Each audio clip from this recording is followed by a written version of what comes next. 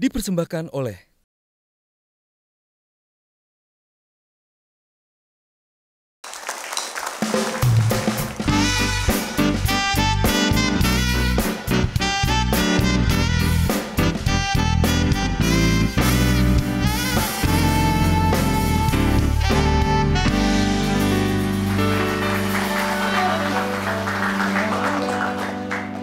masih di Indonesia, ide untuk Indonesia. Kembali lagi Mbak Lisis. Tentu kan ada hambatan-hambatan juga dari sekitar bagaimana collecting sistemnya seperti apa, lalu mana yang tadi seperti tadi klasifikasi pengarsipan, lalu juga memberikan penyadaran pada masyarakat bahwa tentang pengarsipan pribadi mulai dilakukan oleh masyarakat. Mungkin kalau secara anak-anak kekinian sih sudah melakukan pengarsipan melalui Instagram, melalui sosial media mereka masing-masing. Tetapi bagaimana kalau hal-hal yang penting seperti manuskrip lama dan sebagainya, atau juga peristiwa-peristiwa bersejarah yang perlu kita ketahui dalam bidang seni, agar menarik orang yang tahu, wah di sini ada apa? Bagaimana cara mengakses mudah apa yang ada di arsip IFAA itu agar masyarakat bisa melihat bagaimana caranya dan bagaimana caranya orang menarik agar tidak hanya melihat misalnya sisi narsisme pribadi di Instagram, kamu punya pengarsipan foto selfie gitu ya, Bang, ya. Tapi hal-hal yang menarik yang bentuknya memberikan pencerahan pada masyarakat, tentunya ini jadi sesuatu hal yang penting untuk masyarakat juga menambah luas pengetahuannya juga. Iya, tentu saja. Pengarsipan itu satu hal, memasyarakatkan arsip itu juga satu hal yang berbeda. Satu hal yang perlu kita pikirkan juga. Sejauh ini yang baru bisa kami lakukan mungkin tidak terlalu besar, tapi kita berkolaborasi dengan seniman-seniman untuk memasyarakatkan arsip. Bagaimana manuskrip-manuskrip lama itu kita baca dan kita tampilkan secara artistik. Misalnya di tahun 2017 kita bikin festival arsip. Wah, itu keren, supaya lebih ngepop dan sangat dekat dengan anak-anak kekinian, ya generasi milenial katanya. Kami bekerja sama dengan beberapa orang kreatif. Di antaranya adalah seniman. Kita punya banyak dokumen ataupun catatan soal bagaimana kritik seni itu muncul, bagaimana seni diperbincangkan melalui kritikus-kritikus, dan bagaimana dinamika kritik seni dari masa ke masa. Seni dengan pasar, bagaimana seni dikomodifikasi itu juga menjadi bagian dari kritik sosial. Dokumen-dokumen tersebut kami baca, lalu ditampilkan secara artistik berupa studio seniman, di mana ketika kita ngaduk chat itu akan muncul suara-suara dari kritikus tertentu yang punya statement-statement politik, gitu, seperti Sanento Yuliman dan beberapa kritikus seni lainnya yang barangkali tidak sepopuler selebritis.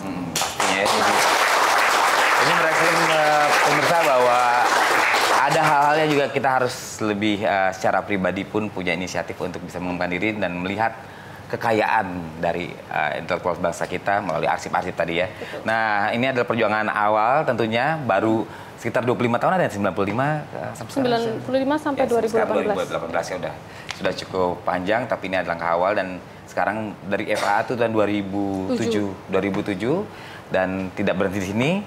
Nah, kita ingin tahu cita-cita ke depan IFAA seperti apa? Cita-cita ke depan IFAA, kita punya museum yang memadai.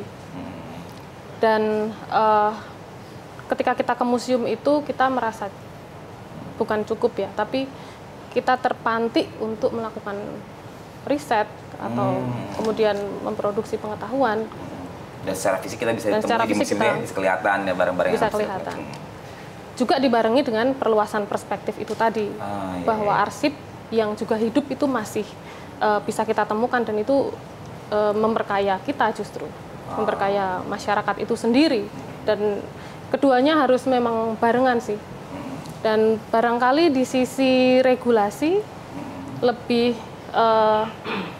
punya statement, sehingga ketika berbicara soal pengarsipan kita tidak hanya komplain soal reok diklaim nih oleh negara tertentu. Jadi supaya yang muncul di permukaan dan bisa dikonsumsi oleh publik adalah wacana-wacana yang lebih edukatif, tidak sekedar komplain ataupun ya cuman menggerutu karena persoalan klaim aja. Betul. Itu sih harapan kedepannya. Jadi biasa. Dan pemirsa, tidak berhenti sampai sini, ada hal yang menarik juga akan kita saksikan tentang pengarsipan dalam bidang film. Produk audio visual seperti program TV dan film mampu merefleksikan sebuah peradaban masyarakat. Namun, tidak banyak orang menyadari bahwa produk audio visual ini bisa rapuh. Di Indonesia, materi tersebut mudah rusak karena kelembaban dan panas. Mutu pita film dan video mudah menurun tanpa perawatan yang tepat dan sistem penyimpanan yang baik. Yayasan Pusat Film Indonesia berdiri dengan misi melestarikan produk audiovisual Indonesia.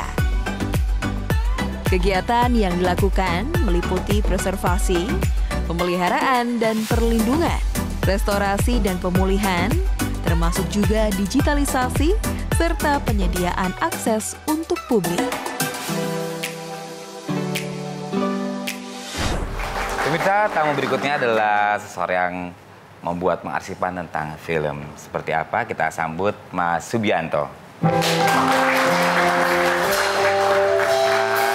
Silakan.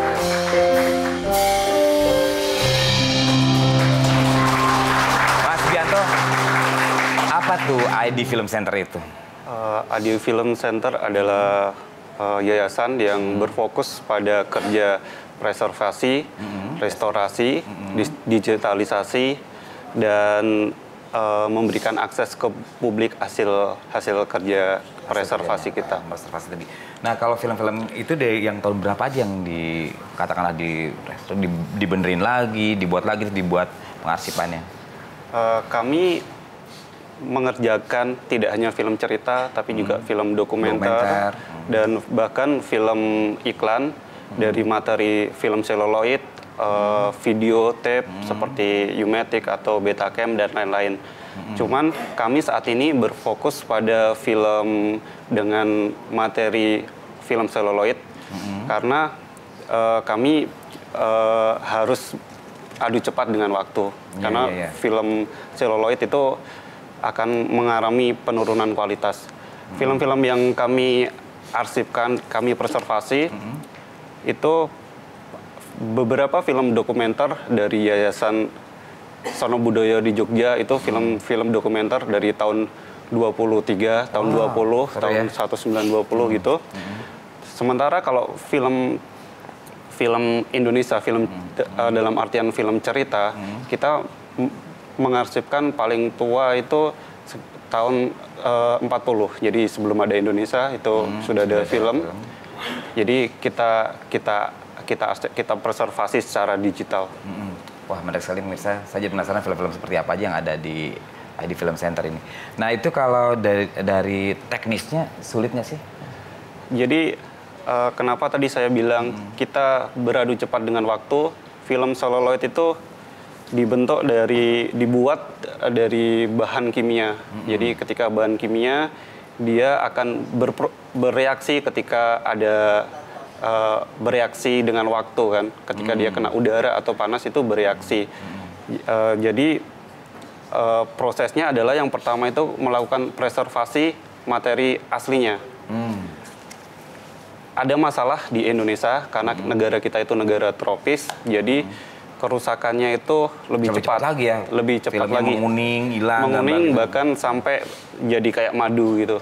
Jadi udah nggak bisa dilihat. Dan preservasi di film di Indonesia selama ini kurang baik karena dari Indonesia sekitar tahun 50 sampai tahun 2000 kira-kira ada 2000-an film yang terselamatkan yang saat ini di Cinematheque itu hanya 500 film. Jadi yang lain kemungkinan hilang atau belum ditemukan seperti itu. Menarik sekali pemirsa, jangan kemana-mana, tetap di Indonesia, ide untuk Indonesia.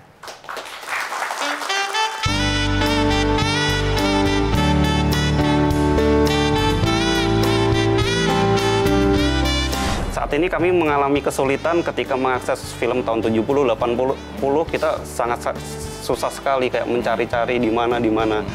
Jangan sampai 10 tahun lagi kami melakukan hal yang sama.